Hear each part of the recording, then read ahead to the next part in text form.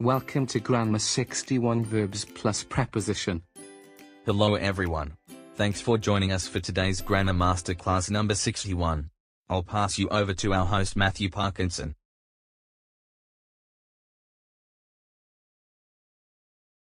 Hello. Thank you, Fred our MC, for the introductions. I would now like to extend a warm welcome to our guests and our viewers. Hello students of Languages 247. Good evening to you all. I'm excited to be here.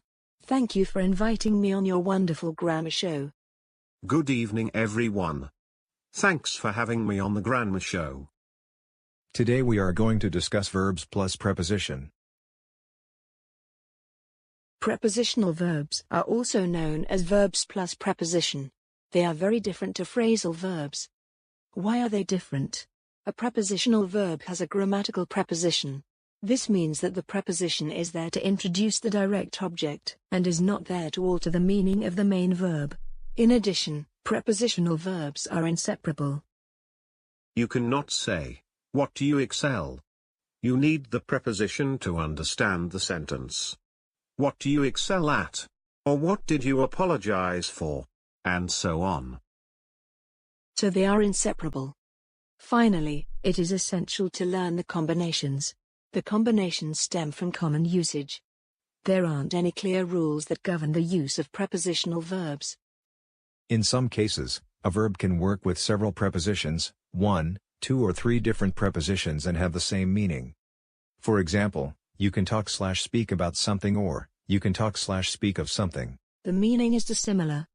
The meaning is really identical in fact, and others like fight can be followed by different prepositions and give a completely different meaning to the sentence. For example, they fight against abuse. We are therefore in a negative context. They fight against something and they fight for freedom.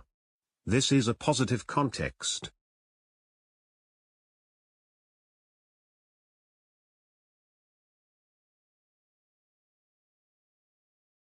Then we have this verb here, arrive, which is also quite peculiar. Arrive at or arrive in never arrives to I travel to, I walk to. However, arrive cannot be followed by to when we're talking about location or changing location. You say, to arrive at the airport.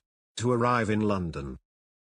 Otherwise, I highlighted some tricky words here mainly because of its spelling. This is commonly misspelled word.